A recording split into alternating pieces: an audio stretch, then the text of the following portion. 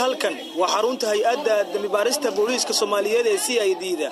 waa xilli shaqo goobtuna waa mashquul ilinka hore ee xarunta iyo gudahaba waxaa safaf dhaadheer loogu jira sidii qof waliba uu heli lahaa warqadda cadaynaysa inuusan wax dambi ah dalkan ka gelin haddaba warbixintan waxaan ugu kuurgalnay helista xaqiiqda cabashada shacabka ay ka muujinayaan hay'addan wax isdabamarin ama masuq goobta shaqo ka jirta iyo qaabka loo bixinayo warqadaha cadaynta u ah qofka shaqada loo fulinayo inuu dambi galay in kale mashquul badan oo jira iyo waqtiga shaqada loo qabto muwaadiniinta oo yar dadku waxay halkan yimaadaan salaada subax kadib waxaana dadka loo kala hormariyaa siday u soo kala horeeyaan laakiin in sidaas shaqada u fusho ma dhacdo sababtu waxay tahay askariga ilinka hore ee xarunta jooga ilaa iyo shaqaalaha kale ee shaqada gacanta ku haya waxay ka wada siman yihiin inay mudnaanta siiyaan qofka laaluusho ama lacag dheeraad siiya iyadoo wali uu joogo qofkii waqtiga hore yimid halkan mudnaana in shaqada loo hormariyo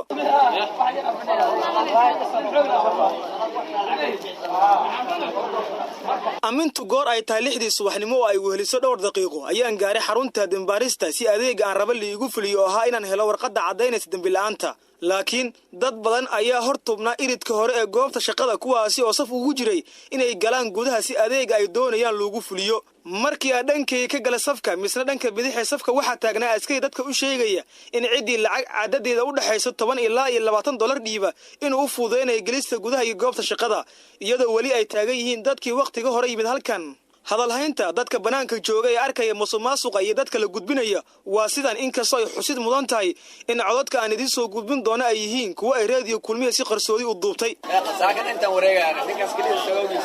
safar ugu noqoto waa safar ugu noqoto marka fiir maxay galaan laga soo gelina wallahi haana shaaftada dhinac ka wadna war dagaalamay 10 saacadood waxa la sameeyay xilliga imaanayso waa ku markadana la hayna mudaharaadna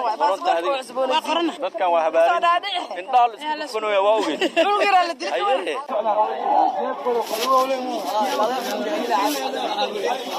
iyadoo aan wato boonadii canshuur bixinta ee wasaaradda maaliyadda haddana waxaan ku qasbanaaday inaan bixiyo lacag dheeraada si aan gudaha u galo dhammaan dadka gudaha ku jira waxay isugu jiraan dad wadadeeda oo kala soo maray iyo kuwa si caadi ah ku soo galay laakiin waa mar kale saf dheer iyo inaan jeebkayga adeegsado si dadkaasi la iga hormariyo waxaa ii muuqanaya wada shaqayn iyo wada qaybsi lacagaha dheeraadka ee laga qaada dadkan loo fududeynayo hawsha laga soo bilaabo askariga iridka jooga ilaa iyo shaqaalaha gudaha ku jira waxaan gaaray goobta lagu qaada faraha waxaa laga qaada faro si aan u ogaado xilliga ugu sokaysan heli karo jawaabta waxaan weydiiyay qofkii faraha iga qaaday wuxuu si hoose igu sheegay inaan mar kale bixiyo lacag dheeraad ah isla markaasina si degdeg aan ku heli doono codka soo socda waa muran dhex maray askari iyo qof loo adeegay balse wali shaqadii aan loo dhameysan oo qabyo ay ka tahay waxa uu sheegayaa in 4 maalin halkan uu ku soo laabanayo